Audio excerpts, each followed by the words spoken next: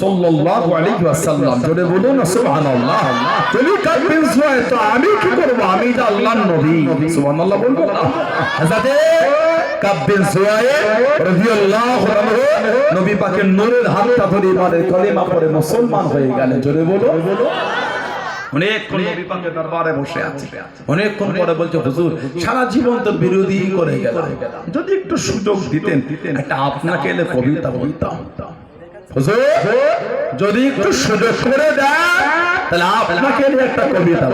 আল্লাহ নবী সাহাবাদের জানিয়ে দিলেন, আল্লাহ নবী সাহাবাদের শুনিয়ে দেন, ও বাবা সাহাবা, আমি নবী আমার কাব্বিন সুয়ায় রাদিয়াল্লাহু তাআলা আমাকে এনে কবিতা বলবে, আমাকে এনে কবিতা শোনাবে।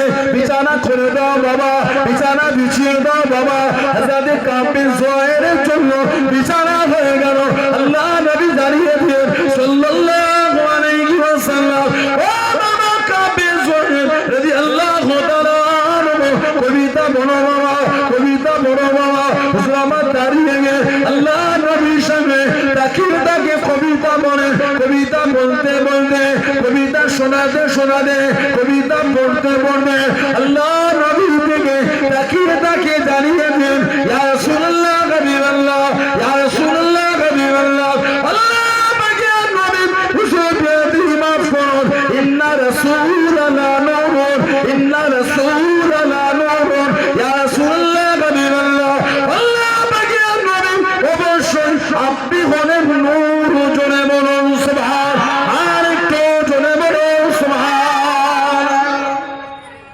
নবীর সামনে দাঁড়িয়ে বলছেন হুজুর ইন্না রাসূলাল্লাহ নূরুন, ইয়া রাসূলুল্লাহ সাল্লাল্লাহু আলাইহি ওয়াসাল্লাম। হুজুর অবশ্যই আপনি হচ্ছেন নূর।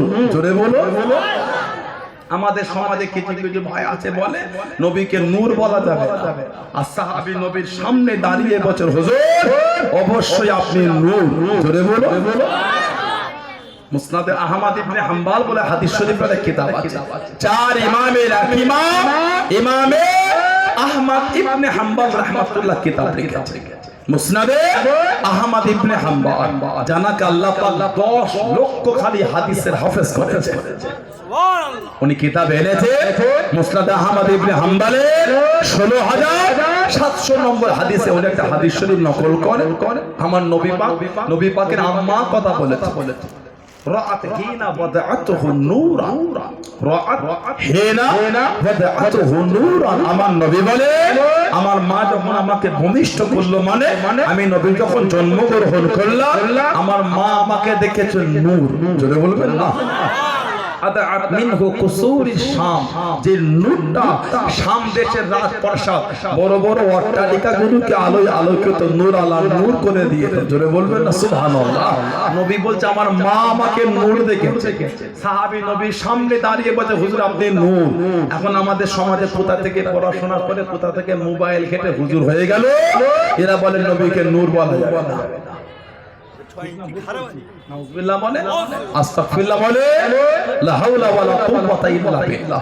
নবীর সামনে বলে ইন্না রাসূলাল্লাহ নূরুন, ইয়া রাসূলুল্লাহ সাল্লাল্লাহু আলাইহি ওয়াসাল্লাম। হুজুর অবশ্যই আপনি নূর। আদাআত মিনহু কুসুরি হুজুর ইয়া রাসূলুল্লাহ আপনি নূর। যেই বলেছেন আমাদের নবী এত খুশি হয়েছে, এত আনন্দিত নবী হলেন, আল্লাহ নবী খুশি হয়ে নূরের বাদান শরীফ থেকে চাদর শরীফটা নবী পাক ওনার দিকে ছুঁড়ে দিয়েছে। নবী পাকের চাদর শরীফটা উনি বুকের মধ্যে জড়িয়ে নিয়েছেন। কিতাব এসেছে সারাটা জীবন নবী পাকের চাদর শরীফ উনি বুকের মধ্যে জড়িয়ে রেখেছে। মাঝে মাঝে যখন বুক থেকে সরাতেন মনে হতো ওনার বুক থেকে যেন কি হালকা হয়ে গেছে। উনি ইন্তেকালের পরে ওই চাদর হযরতে আমির মুআবিয়া রাদিয়াল্লাহু আনহু ওই চাদরটাকে হাদিয়া করেছেন, করে উনি রেখে দিয়েছিলেন লোকজনদের দেখাতে। কোন বর্ণনা এসেছে ওই চাদরটা আমিরে মুআবিয়া হুজুরকে জড়িয়ে হুজুরকে দাফন করা হয়েছে। আল্লাহর নবী খুশি হয়ে কবিতা শুনে চাদর ছুঁড়ে দিয়েছিলেন। জোরে বলবেন না? আর একজনকে নবী চাদর দিয়েছিলেন। নবী পাক কবিতা শুনে খুশি হয়ে আর একজনকে চাদর দিলেন, নাম হযরতে ইমাম শরফুদ্দীন বুসুরি রাহমাতুল্লাহ আলাইহি। বললেন না সুবহানাল্লাহ। জানা মাজারটা হলো মিশরে কায়রো শহর থেকে আরো যেতে হয় আলেকজান্দ্রিয়া সমুদ্রের গায়ে ইমাম সরফুদ্দিন বুসরি রাহমাতুল্লাহ সমুদ্রের গায়ে মাজার আমাদের ভারতবর্ষে মুম্বাই বলে একটা জায়গা আছে মুম্বাই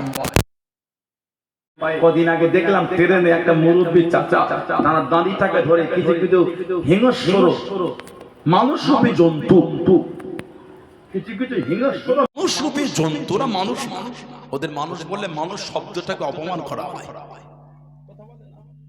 এদের মানুষ বললে মানুষ শব্দটাকে অপমান করা হয় এরা মানুষ মানুষের মতন দেখতে কদিন আগে একটা ভিডিও দেখলাম আর ছাগলের বাচ্চা হয়েছে মাথার দিকটা মানুষের মতন নিচের দিকটা ছাগলের মতন এরা এই রকম